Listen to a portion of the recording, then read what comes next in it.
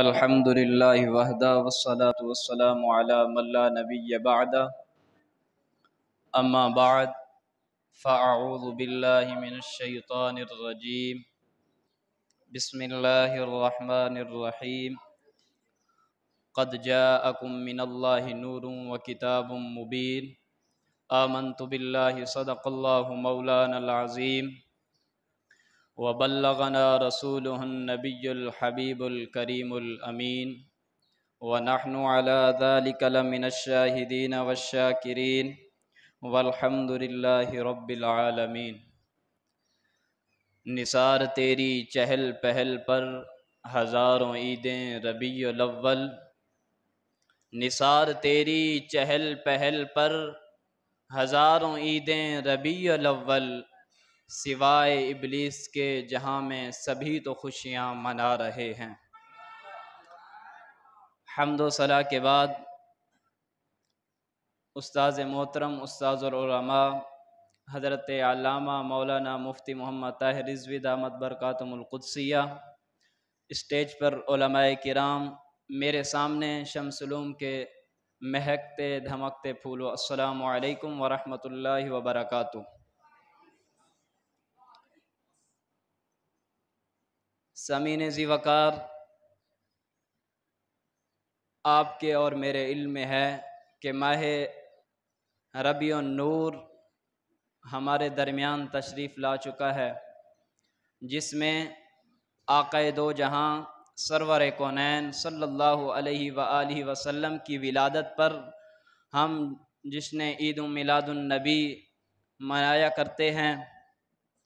تو سامعین ذی وقار، آج جس ٹاپک پر مجھے لب کشائی کرنے کا موقع ملا وہ ہے جشن عید میلاد النبی، جو میں نے آپ حضرات کے سامنے قرآن مجید فرقان حمید میں سے قرآن مجید فرقان حمید کی آیات مبارکہ پڑھی، قد جاءکم من اللہ نور وکتاب مبین۔ سامعین ذی وقار، نور سے مراد پیارے مصطفیٰ کریم علیہ الصلاۃ ہے، اور کتاب سے مراد قرآن مجید فرقان حمید مراد ہے۔ تو یاد رکھیے گا کہ حضور علیہ الصلاۃ اس دنیا میں تشریف لائے۔ حضور علیہ الصلاۃ کی تشریف آوری سے پہلے لا علمی کا زمانہ تھا۔ حضور علیہ الصلاۃ کی تشریف آوری کے بعد علم ایسا چھا گیا، پھیل گیا کہ آج ہم اسی دین کو پڑھ کر عالم دین بنتے ہیں، اسی قرآن کو پڑھتے ہیں۔ تو یاد رکھیے گا کہ ہم حضور علیہ الصلاۃ کا میلاد مناتے ہیں۔ لوگ یہ ہم سے سوال کرتے ہیں کہ میلاد کہاں لکھا ہوا ہے؟ تو یاد رکھیے گا کہ اللہ تبارک و تعالی نے پیارے مصطفیٰ کریم علیہ الصلاۃ کا میلاد منایا، مگر آج ہم بھی پیارے مصطفیٰ کریم علیہ الصلاۃ کا میلاد مناتے ہیں تو لوگ ہم سے سوال کرتے ہیں کہ حضور کا میلاد منانا کہاں سے ثابت ہے؟ تو یاد رکھیے گا کہ حضور علیہ الصلاۃ کا میلاد اللہ تبارک و تعالی نے منایا، اللہ کے فرشتوں نے منایا، صحابہ کرام نے حضور کا میلاد منایا، مگر جب آج ہم حضور کا میلاد مناتے ہیں لوگوں کو مرچیاں لگ جاتی ہیں۔ تو یاد رکھیے گا اگر ہم نے حضور کا کلمہ پڑھا، جس طرح بابا جی فرماتے تھے کہ ہم کسی سے اجازت لینے کی ضرورت نہیں، ہمارا دل جہاں کرے گا ہم حضور کا میلاد کریں گے، ہمیں کسی سے کوئی پرمیشن لینے کی ضرورت نہیں، کسی سے اجازت لینے کی ضرورت نہیں، جب بھی ہمارا دل کرے گا ہم حضور کا میلاد منائیں گے۔ تو یاد رکھیے گا کہ ابھی 12 ربیع الاول 12 تاریخ آنوں کے ہے، تو ہم حضور کا میلاد اس دن دھوم دھام سے منائیں گے۔ تو یاد رکھیے گا کہ آج ہمارے اس مدرسے میں جب ہماری چھٹیاں ہوں گی، ہر طالب علم اپنے گھر میں جا کے حضور کا میلاد منائے۔ حضور کا میلاد منا کر ہمیں یہ ثابت کرنا ہوگا کہ اللہ نے حضور کا میلاد منایا، اللہ کے فرشتوں نے حضور کا میلاد منایا، اللہ کے جو چاہنے والے ہیں علماء کرام ہیں، صحابہ کرام نے حضور کا میلاد منایا، مگر آج ہم بھی حضور کا میلاد منائیں گے، کسی سے کوئی اجازت لینے کی ضرورت نہیں۔ کیوں کہ اگر ہمیں بابا جی نے یہ سبق پڑھایا کہ جب بھی دین پر کوئی مشکل وقت آئے، حضور علیہ السلام کی ناموس اور ختم نبوت کی بات ہو تو کسی سے پھر کوئی چیز پوچھنے کی ضرورت نہیں۔ جب کوئی ہمیں مسئلہ سمجھ نہیں آتا تو ہم علماء کرام کے پاس جاتے ہیں۔ تو یاد رکھیے گا کہ جب مسئلہ آ جائے ختم نبوت کا، ناموس رسالت کا، مگر ہمیں پھر لوگ کہتے ہیں کہ آپ قانون کو ہاتھ میں لے رہے ہیں۔ تو یاد رکھیے گا کہ اگر میں دنیا کی مثال دیتا چلوں، اگر میرے والد کو کوئی گالی دیتا ہے تو میں خاموش نہیں رہوں گا، میں اس پر لڑنے جھگڑنے پر آ جاؤں گا۔ جب حضور علیہ السلام کی ناموس کی بات ہوتی ہے تو پھر ہم خاموش کیوں رہتے ہیں؟ تو یاد رکھیے گا جب ہم ان کا میلاد مناتے ہیں تو ان کی ناموس اور ختم نبوت پر بھی ہمیں پہرا دینا چاہیے۔ تو اعلیٰ حضرت امام احمد رضا خان فاضل بریلی رحمۃ اللہ علیہ فرماتے ہیں، کتنے تارے کھلے چھپ گئے، کیا خبر کتنے تارے کھلے چھپ گئے، پر نہ ڈوبے نہ ڈوبا ہمارا نبی۔ تو یہ اس شعر کی تشریح یہ کہ جتنے انبیاء کرام ہیں، کم و بیش 1,24,000 پیغمبر دنیا میں تشریف لائے، ایک کے بعد ایک آتا رہا، تو اعلیٰ حضرت فرماتے ہیں کیا خبر کتنے تارے کھلے چھپ گئے، پر نہ ڈوبے نہ ڈوبا ہمارا نبی، پر نہ ڈوبے نہ ڈوبا ہمارا نبی۔ آگے کیا فرماتے ہیں؟ محبوب کی محفل کو محبوب سجاتے ہیں، محبوب کی محفل کو محبوب سجاتے ہیں، آتے ہیں وہی جن کو سرکار بلاتے ہیں، آتے ہیں وہی جن کو سرکار بلاتے ہیں۔ آگے فرماتے ہیں جو ہم حضور کا میلاد کرتے ہیں نا، ان کے بارے میں، وہ لوگ خدا شاہد قسمت کے سکندر ہیں، وہ لوگ خدا شاہد قسمت کے سکندر ہیں جو محمد مصطفیٰ کا میلاد مناتے ہیں، جو محمد مصطفیٰ کا میلاد مناتے ہیں۔ اللہ تبارک و تعالی ہم سب کو حضور علیہ السلام کا میلاد منانے کی توفیق عطا فرمائے۔ وآخر دعوانا الحمد للہ رب العالمین۔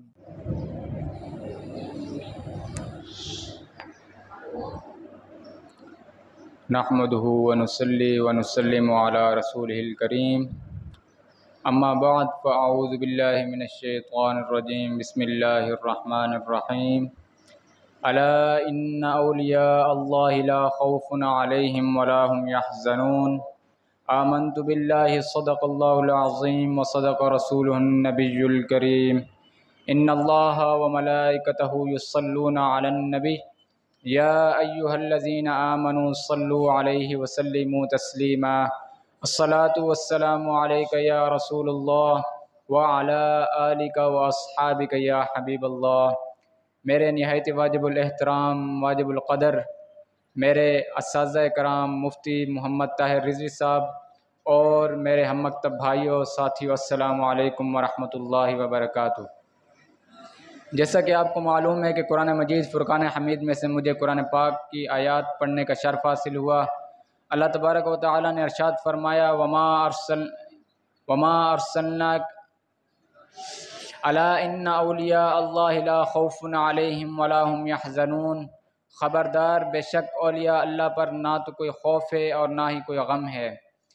تو انہی اولیاء کاملین میں سے، اللہ کے نیک بندے اور برگزیدہ بندوں میں سے ایک ہستی پاک جن کا میں ذکر کرنے جا رہا ہوں وہ ہیں اعلیٰ حضرت فاضل بریلوی رحمۃ اللہ علیہ، جن کے بارے میں مفتی احمد یار خان نعیمی رحمۃ اللہ علیہ ارشاد فرماتے ہیں کہ آپ جب حدیث پاک کا درس دیا کرتے تھے، آپ کی عاجزی اور انکساری کا عالم یہ ہوتا اور آپ کا ادب و احترام یہ ہوتا کہ آپ جب حدیث پاک پڑھایا کرتے تھے تو آپ کھڑے ہو کر پڑھایا کرتے تھے، اور جو آپ کے ساتھ درس حدیث سنتے، جو آپ سے سماعت فرماتے، وہ بھی حدیث پاک آپ سے کھڑے ہو کر سماعت فرماتے۔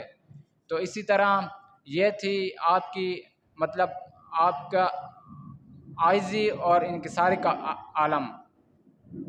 تو جس طرح اعلیٰ حضرت رحمۃ اللہ علیہ اپنے دیگر کئی علوم میں اپنے مثال آپ تھے، اسی طرح اپنے فن حدیث میں آپ کو اپنے عظیم علماء پر ایک ایسی فوقیت حاصل تھی جو آپ کے اساتذہ کرام جو 440 سال درس حدیث دینے والے تھے، انہوں نے آپ کو شیخ امیر المؤمنین فی الحدیث کا لقب دیا۔ اسی طرح حضرت علامہ مولانا شاہ عبد العلیم صدیقی رحمۃ اللہ علیہ نے جو حرمین طیبین سے واپسی پر آپ کی خدمت میں حاضر ہوئے اور آپ کو جو آپ کی خدمت میں حاضر ہوئے اور آپ کی شان میں منقبت پڑی، تو آپ نے اس پر ناگواری کا اظہار نہیں فرمایا بلکہ ارشاد فرمایا کہ حضرت صاحب میں آپ کی خدمت میں کیا پیش کروں؟ تو حضرت صاحب خاموش ہو گئے۔ پھر آپ نے ارشاد فرمایا کہ میں ایک امامہ جو میرے پاس ایک خوبصورت اور اچھا ہے وہ آپ نے ان کی بارگاہ میں پیش کیا، تو حضرت صاحب تو وہ امامہ آپ نے کہا کہ اگر یہ میں آپ کی خدمت میں پیش کروں تو آپ جس بارگاہ اقدس سے تشریف لا رہے ہیں یہ آپ کے قدموں کے بھی لائق نہیں۔ تو پھر آپ نے اپنے ایک خوبصورت اور قیمتی جبے کی طرف اشارہ کرتے ہوئے ارشاد فرمایا۔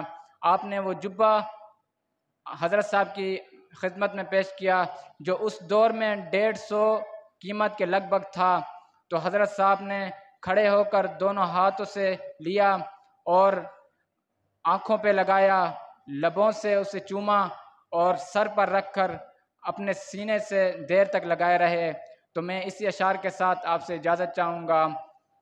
ڈال دی قلب میں عظمت مصطفیٰ، ڈال دی قلب میں عظمت مصطفیٰ، اس سیدی اعلیٰ حضرت پہ لاکھوں سلام، وما علینا الا البلاغ المبین۔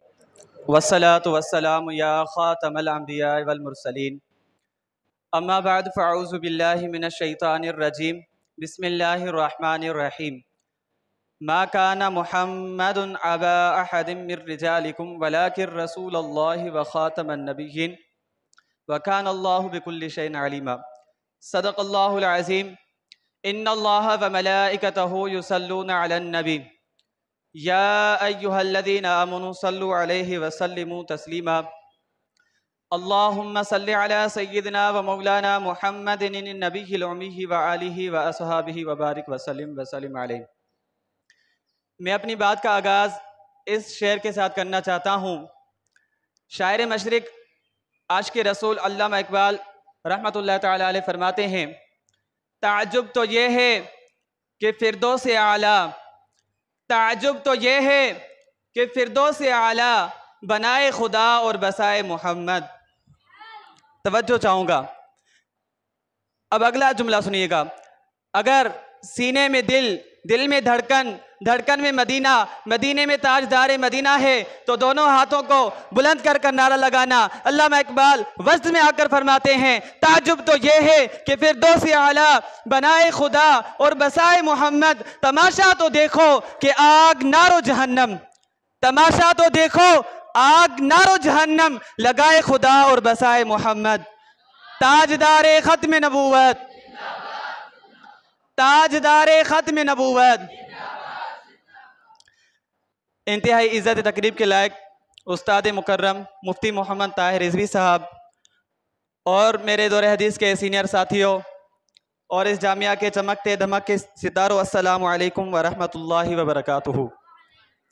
آئیے جو میں نے آیت کریمہ تلاوت کی ہے اس کا ترجمہ کرتے ہیں اور اس کا سہارا لیتے آگے بات کو آگے بڑھاتے ہیں۔ خلاق عالم نے ارشاد فرمایا، ما کان محمد ابا احد من رجالکم، نہیں ہے ہمارے محمد عربی صلی اللہ علیہ وآلہ وسلم تم مردوں میں سے بالغ مردوں کے باپ۔ یہاں پر اللہ رب العزت نے حضور علیہ السلام کی ایک عجیب شان بیان فرمائی اور آگے فرمایا ولیکن رسول اللہ، اور لیکن وہ اللہ کے رسول ہیں، اور آگے فرمایا وخاتم النبیین، اور صرف اکیلے اللہ کے رسول نہیں، ان کی شان اضافی یہ ہے کہ وہ آخری نبی ہیں، ان کے بعد کوئی نبی نہیں آ سکتا۔ ذرا بولیے سبحان اللہ۔ اچھا، یہ جو پس منظر بیان کیا جا رہا ہے نا، اس کی لوجک کیا ہے، اس کا سبب اور اس کا پس منظر کیا ہے؟ آخر کیوں اللہ تعالیٰ نے یہ ارشاد فرمایا کہ تم میں سے بالغ مردوں کے باپ نہیں؟ اس کا پس منظر یہ ہے کہ حضور علیہ السلام کے ایک غلام ہیں جن کا نام ہے زید بن حارث، حضرت زید بن حارث رضی اللہ تعالیٰ عنہ. یہ حضور کے غلام تھے، اور اس سے پہلے یہ حضرت اماں خدیجۃ الکبریٰ کے غلام تھے.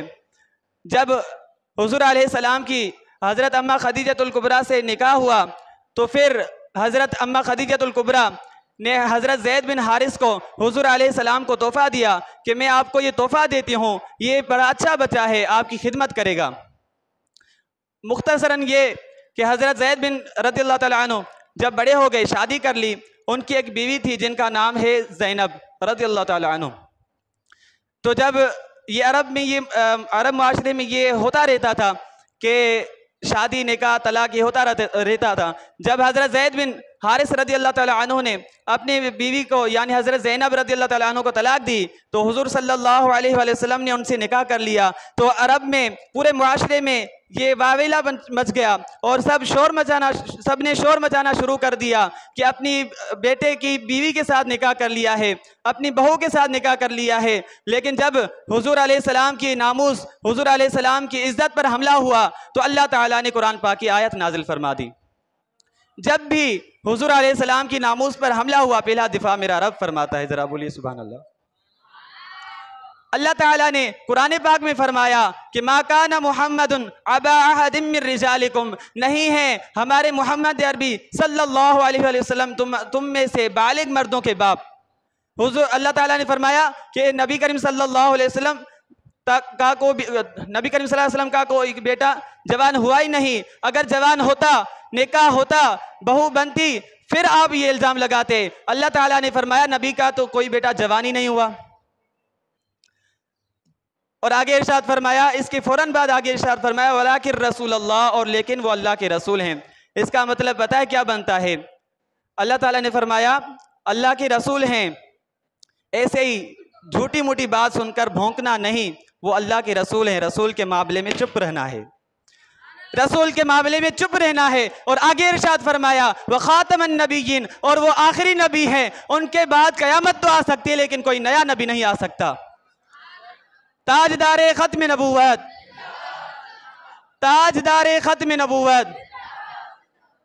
اور ایک روایت میں آتا ہے کہ حضور علیہ السلام نے فرمایا کہ اگر میرے بعد کوئی نبی ہوتا تو وہ عمر ہوتا، اگر میرے بعد کوئی نبی ہوتا تو وہ عمر ہوتا، لیکن میرے بعد کوئی نبی نہیں. میں کہتا ہوں عمر جیسا عظیم نبی نہیں بن سکیا، عمر جیسا عظیم نبی نہیں بن سکیا. قادیان کی گلی کا کمین کیسے نبی بن گیا، وہ بھی کانا کنجر. میں اپنی تقریر کا اختتام اس شعر کے ساتھ کرنا چاہتا ہوں کہ وہ جو نہ تھے تو کچھ نہ تھا، وہ جو نہ ہوں تو کچھ نہ ہو. جان ہے جہان کی، جان ہے تو جہان ہے، وما علینا الا البلاغ المبین. الحمد للہ رب العالمین والعاقبۃ للمتقین والصلاة والسلام علی سید المرسلین. اما بعد فاعوذ باللہ من الشیطان الرجیم. بسم اللہ الرحمن الرحیم. قال اللہ تبارک وتعالی قل بفضل اللہ وبرحمتہ فبذلک فلیفرحوا هو خیر مما یجمعون. قال اللہ تبارک وتعالی فی شان حبیبہ الکریم ان اللہ وملائکتہ یصلون علی النبی یا ایہا الذین آمنوا صلوا علیہ وسلموا تسلیما. مل کر درود شریف پڑھیں. اللہم صلی علی سیدنا و مولانا محمد وعلی آل محمد معدن الجود والکرم وعلی آلہ واصحابہ وبارک وسلم یا سلام. حمد و ثنا اللہ تبارک و تعالیٰ کے لیے، اور درود حضرت محمد مجتبیٰ احمد مجتبیٰ مالک کل دانائے سبل ختم رسل مولائے کل مدنی تاجدار حبیب پروردگار احمد مختار پسینہ معطر جسم معطر اور ہم سب کے دل بر حضرت محمد مصطفیٰ صلی اللہ علیہ وسلم کے لیے.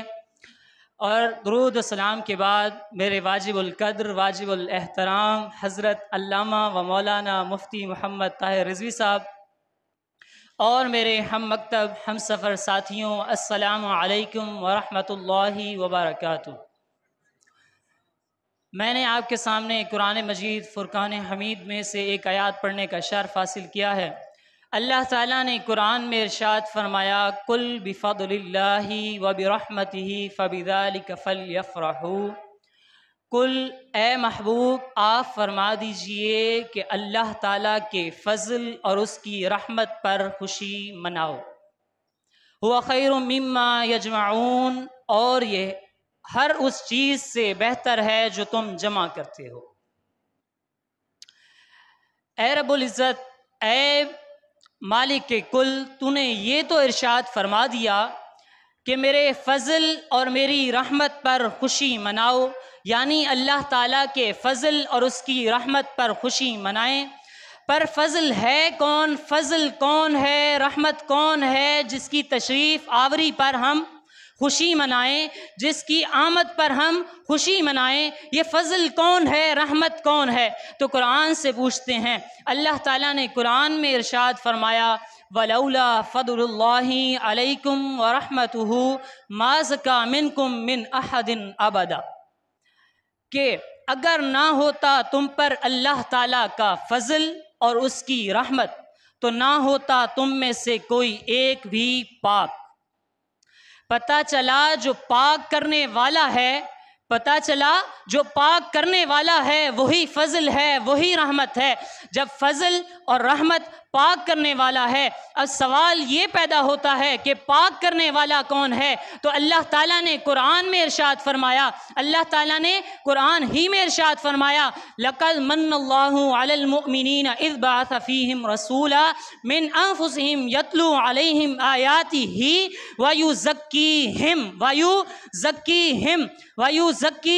یہ بات غور کیجیے گا اس پہ کہ اللہ تعالیٰ نے فرمایا، تحقیق بے شک ہم نے احسان، بے شک اللہ تعالیٰ نے احسان کیا مومنوں پر جب بھیجا ان میں رسول،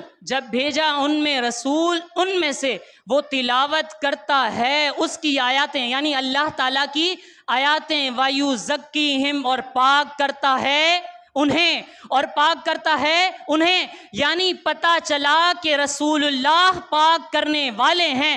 جب رسول اللہ پاک کرنے والے ہیں تو فضل بھی رسول اللہ ہیں، رحمت بھی رسول اللہ ہیں۔ جب فضل اور رحمت رسول اللہ ہیں تو اللہ تعالیٰ تو خود فرما رہا ہے کہ میرے فضل اور میری رحمت پر خوشی مناؤ۔ اللہ تعالیٰ خود فرما رہا ہے کہ رسول اللہ کی آمد پر خوشی مناؤ۔ جب رسول اللہ کی تشریف آوری ہوئی اس پر خوشی مناؤ، حضور کی آمد پر خوشی مناؤ۔ تو پتہ چلا کہ یہ صرف سنت سے نہیں بلکہ حکم ربی ہے کہ حضور کا میلاد مناؤ، حضور کا میلاد مناؤ، حضور کا میلاد مناؤ۔ یہ تو فضل حضور حکم ربی ہے، اور یہ جو کہتے ہیں کہ سنت سے ثابت ہے کہ نہیں ہے، یہ تو حکم ربی ہے اور سنت سے بھی ثابت ہے، سنت سے بھی ثابت ہے کہ حضور صلی اللہ علیہ وسلم سے صحابہ نے عرض کی، یا رسول اللہ صلی اللہ علیہ وسلم، آپ پیر کے دن روزہ کس لیے رکھتے ہیں، اس کی وجہ کیا ہے؟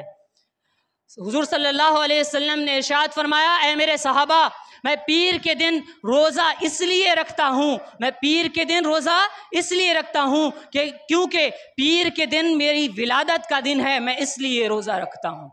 پتہ چلا کہ حضور نے خود بھی میلاد بنایا ہے، حضور نے خود میلاد اپنا منایا ہے۔ یہ جو کہتے ہیں کہ فلاں نے نہیں منایا، فلاں نے نہیں منایا، حضور منا رہے ہیں۔ اللہ تعالیٰ خود حکم فرما رہا ہے کہ میلاد مناؤ۔ تو یہ کون ہوتے ہیں روکنے والے، یہ کون ہوتے ہیں منع کرنے والے؟ ان کی مانیں کہ اللہ تعالیٰ کا حکم مانیں یا حضور کی مانیں؟ ہم تو حضور کی مانیں گے، ہم تو اللہ تعالیٰ کی مانیں گے، کیونکہ اس نے ہمیں پیدا کیا ہے۔ اور یہ کہتے ہیں کہ یہ شرک ہے، اس کی بھی دلیل دیتا چلوں کہ یہ کہتے ہیں کہ شرک کرتے ہو تم لوگ میلاد منا کر۔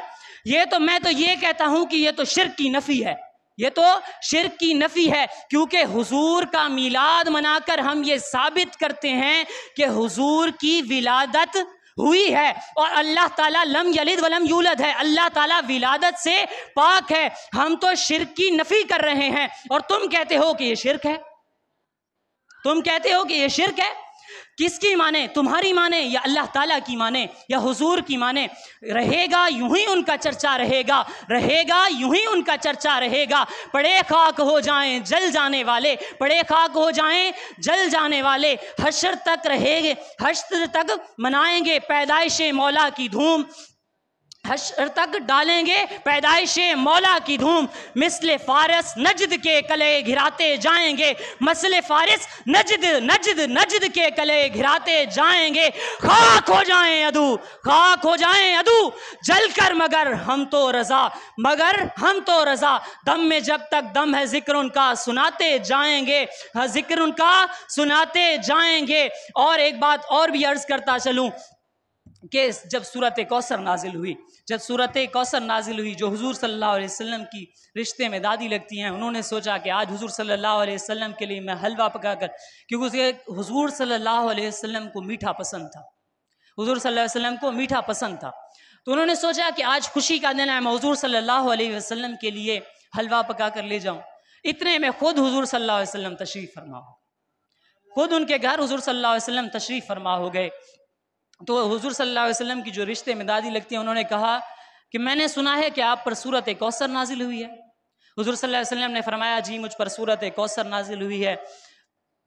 تو حضور صلی اللہ علیہ وسلم کی جو رشتے میں دادی انہیں بہت خوش ہونے لگی، اور انہوں نے کہا یہی لفظ کہے کہ میں آپ کے لیے حلوہ بنا کر لاتی ہوں اس خوشی میں کہ آپ پر سورۃ کوثر نازل ہوئی ہے۔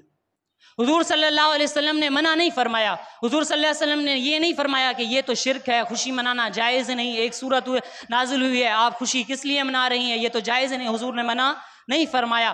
اگر شرک و بدعت ہوتا تو حضور منع فرما دیتے، حضور نے منع نہیں فرمایا، اور حضور صلی اللہ علیہ وسلم کی دادی حلوہ بنا کر لائی، حضور صلی اللہ علیہ وسلم نے تناول فرمایا، حضور صلی اللہ علیہ وسلم تشریف لے گئے۔ جب ایک سورت کوثر نازل ہوئی اس کی خوشی منانا جائز ہے، جس پر 114 صورتیں نازل ہوئی اس کی خوشی منانا جائز نہیں، جس پر 114 صورتیں نازل ہوئی کیا اس کی خوشی منانا جائز نہیں، جس پر 30 پارے نازل ہوئے اس کی خوشی منانا جائز نہیں، ہرگز جائز و جائز ہے، بلکہ حکم ربی ہے، حضور کی سنت ہے۔ اور ایک بات کہتا چلوں کہ یہ جو ہیں انہوں نے ماننا تو ہے نہیں، جتنی بھی دلائل دے لیں انہوں نے ماننا تو ہے نہیں۔ وہ اعلیٰ حضرت فرماتے ہیں کہ وہ سوئے لال ازار پھرتے ہیں، تیرے دن بہار پھرتے ہیں، تیرے در سے جو یار پھرتے ہیں، در بدر یوں ہی خوار پھرتے ہیں۔ وما علینا الا البلاغ۔ الحمد للہ رب العالمین والصلاة والسلام علی سید المرسلین رحمة للعالمین شفیع المذنبین انیس الغریبین سید الاولین والآخرین سیدنا و مولانا محمد رسول رب العالمین وعلى آلہ الطیبین الطاہرین واصحابہ المکرمین المعذبین۔ اما بعد فاعوذ باللہ من الشیطان الرجیم، بسم اللہ الرحمن الرحیم۔ یا ایہا الناس قد جاءکم برہان من ربکم وانزلنا الیکم نورا مبینا۔ آمنت باللہ صدق اللہ العظیم وصدق رسولہ النبی الکریم الامین۔ یوں تو سارے نبی محترم ہے مگر سرور انبیاء تیری کیا بات ہے، رحمت دو جہاں ایک تیری ذات ہے، اے حبیب خدا تیری کیا بات ہے۔ روح کونوں مکان پہ نکھار آ گیا، سب کی بے چینیوں کو قرار آ گیا، مرحبا مرحبا ہر کسی نے کہا، آمد مصطفیٰ تیری کیا بات ہے۔ دل کا غنچہ کھلا اسم اعظم ملا، ذکر صلی علی تیری کیا بات ہے۔ حضرت آمنہ کے دلارے نبی، غمزدہ امتوں کے سہارے نبی، روز محشر کہے گی یہ خلق خدا، سب کے مشکل کشا تیری کیا بات ہے۔ حمد و ثنا کے بعد میرے نہایت ہی واجب القدر واجب الاحترام استاد محترم حضرت علامہ مولانا مفتی محمد طاہر رضوی صاحب، میرے سینئر ساتھیوں اور میرے ہم مکتب ہم سفر ساتھیوں، السلام علیکم ورحمۃ اللہ وبرکاتہ۔ جیسا کہ آپ حضرات کے علم میں ہے، میں نے قرآن مجید فرقان حمید میں سے ایک آیات کریمہ کو پڑھنے کا شرف حاصل کیا ہے۔ اللہ رب العزت سے دعا ہے کہ مجھے اس کا صحیح معنی اور مفہوم بیان کرنے کی توفیق عطا فرمائے۔ اللہ تبارک و تعالیٰ نے اپنی پاک کتاب قرآن مجید فرقان حمید میں ارشاد فرمایا، یا ایہا الناس قد جاءکم برہان من ربکم، اے لوگو تحقیق آئی تمہارے پاس دلیل تمہارے رب کی طرف سے، وانزلنا الیکم نورا مبینا، اور ہم نے بھیجا تمہاری طرف روشن نور کو۔ یہ آیت کریمہ حضور صلی اللہ علیہ وسلم کے نعت کے پھولوں کا ایک نفیس اور خوبصورت گلدستہ ہے۔ اس آیت کریمہ میں جس قدر حضور اکرم صلی اللہ علیہ وسلم کے فضائل و کمالات بیان کیے گئے ہیں، ان کا ذکر کرنا انسانی طاقت سے باہر ہے۔ برکت حاصل کرنے کے لیے میں بھی کچھ اجمالاً عرض کرتا ہوں کہ اس آیت کریمہ میں 4 کلمات قابل غور ہیں۔ نمبر 1 یا ایھا الناس یعنی اے لوگو، دوسرا قد جاءکم، تیسرا برہان یعنی دلیل، اور تو چوتھا نور مبینہ یعنی روشن نور۔ ظاہر ہے کہ الذین آمنوا میں صرف ایمان والوں سے، صرف مسلمانوں سے خطاب ہوتا ہے، اور الناس میں تمام لوگ یعنی کفار، مشرکین، یہودی، عیسائی، تمام لوگوں سے خطاب ہوتا ہے۔ تو معلوم ہوا کہ یہاں پر اللہ تبارک و تعالیٰ تمام انسانوں سے خطاب فرما رہا ہے۔ قد جاءکم برہان من ربکم، تحقیق آئی تمہارے پاس دلیل تمہارے رب کی طرف سے، یعنی تم جس سے یہ معلوم ہوا کہ حضور صلی اللہ علیہ وسلم کی تشریف آوری اور آپ صلی اللہ علیہ وسلم کی نبوت کسی خاص قوم، خاص وقت یا خاص ملک کے لیے نہ تھی، بلکہ جو انسان اللہ تبارک و تعالیٰ کا بندہ ہے وہ حضور صلی اللہ علیہ وسلم کا امتی بھی ضرور ہے۔ پھر آگے فرمایا گیا حضور صلی اللہ علیہ وسلم تم سب کے پاس پہنچ گئے، یعنی تم یہ نہ سمجھنا کہ آپ صلی اللہ علیہ وسلم عرب میں پیدا ہوئے، آپ عرب میں رہے، بلکہ حضور صلی اللہ علیہ وسلم تمہارے درمیان ہے، جہاں تم ہو وہاں حضور صلی اللہ علیہ وسلم ہے، تمہارے گھروں میں، تمہارے دلوں میں اور تمہارے خیالات میں آپ صلی اللہ علیہ وسلم جلوہ گیر ہیں۔ برہان کا معنی ہوتا ہے دلیل، جس سے بات کو پختہ کیا جاتا ہے، دعوے کو مضبوط کیا جاتا ہے۔ یہاں پر برہان یعنی دلیل سے مراد معجزات ہیں جو اللہ تبارک و تعالیٰ نے انبیاء علیہ السلام کو عطا فرمائے۔ وہ تمام معجزات اللہ تبارک و تعالیٰ نے حضور نبی کریم صلی اللہ علیہ وسلم کو بھی عطا فرمائے۔ اس کے علاوہ بھی آپ صلی اللہ علیہ وسلم کو بہت سے معجزات عطا فرمائے، بلکہ حق تو یہ ہے کہ حضور صلی اللہ علیہ وسلم خود سر سے لے کر پاؤں تک اللہ تعالیٰ کی وحدانیت اور ذات و صفات کی دلیل ہے، جس سے یہ معلوم ہوا کہ برہان ان سے مراد حضور صلی اللہ علیہ وسلم کی ذات پاک ہے۔ اور یاد رکھیں کہ ہر پیغمبر کی ذات معجزہ نہ تھی، بلکہ کسی کے ہاتھ میں معجزہ تھا، کسی کی سانس میں، تو کسی کی لسان مبارک میں معجزہ تھا۔ مگر قربان جائے حضور صلی اللہ علیہ وسلم کی ذات اقدس پر کہ حضور صلی اللہ علیہ وسلم کا بال مبارک معجزہ، آپ کی آنکھیں مبارک معجزہ، آپ کے لعاب مبارک معجزہ، آپ کا پسینہ مبارک بھی معجزہ، آپ صلی اللہ علیہ وسلم کے پاؤں مبارک معجزہ، آپ کے ہاتھ مبارک معجزہ، آپ صلی اللہ علیہ وسلم کے ہاتھ کی انگلیاں مبارک بھی معجزہ، آپ صلی اللہ علیہ وسلم کے ہاتھ کی انگلیوں کے ناخن مبارک بھی معجزہ، یہاں تک کہ آپ صلی اللہ علیہ وسلم کا ہر وصف مبارک معجزہ ہے اور ہر حالت رب تعالیٰ کی قدرت کی دلیل ہے۔ اس لیے یہاں پر فرمایا گیا برہان یعنی دلیل۔ حضرات گرامی، میں آپ حضرات سے یہ بات عرض کرتا چلوں کہ اگر میں اپنی ساری زندگی حضور صلی اللہ علیہ وسلم کے فضائل و کمالات پر بات کرتا رہوں تو میری زندگی تو ختم ہو جائے گی، مگر حضور صلی اللہ علیہ وسلم کے فضائل و کمالات ختم نہ ہوں گے۔ اس لیے ایک شاعر نے کیا خوب فرمایا، زندگیاں بیت گئی قلم ٹوٹ گئے، زندگیاں بیت گئی قلم ٹوٹ گئے، مگر تیرے اوصاف کا ایک باب پورا نہ ہو سکا۔ میرے عزیز ساتھیوں، میں آخر میں یہ بات کرنا ضروری سمجھتا ہوں کہ عشق حضور صلی اللہ علیہ وسلم سے عشق و محبت کا تقاضا صرف یہ نہیں کہ ہم جھوم جھوم کر نعرے لگائیں یا نعتیں پڑھیں یا تقریریں کریں، بلکہ حضور صلی اللہ علیہ وسلم سے عشق و محبت کا تقاضا یہ بھی ہے کہ ہم اللہ تبارک و تعالیٰ اور آپ صلی اللہ علیہ وسلم کے بتائے ہوئے احکام پر عمل کریں، حضور صلی اللہ علیہ وسلم کے نقش قدم پر چلیں اور آپ صلی اللہ علیہ وسلم کی سنتوں پر عمل کریں۔ اللہ رب العزت سے دعا ہے کہ ہمیں حضور صلی اللہ علیہ وسلم کی سچی پکی محبت عطا فرمائے اور آپ صلی اللہ علیہ وسلم کے نقش قدم پر چلنے کی توفیق عطا فرمائے۔ اس موضوع کا اختتام کرنے کا دل تو نہیں کرتا، مگر کیا کریں، کچھ وقت کی قلت ہے، مضمون کی طوالت ہے، کچھ وقت کی قلت ہے، مضمون کی طوالت ہے، کچھ کہنے کی بھی حسرت ہے، الفاظ کی بھی کثرت ہے، چپ رہ بھی نہیں سکتے، کچھ کہہ بھی نہیں سکتے۔ وآخر دعوانا ان الحمد للہ رب العالمین۔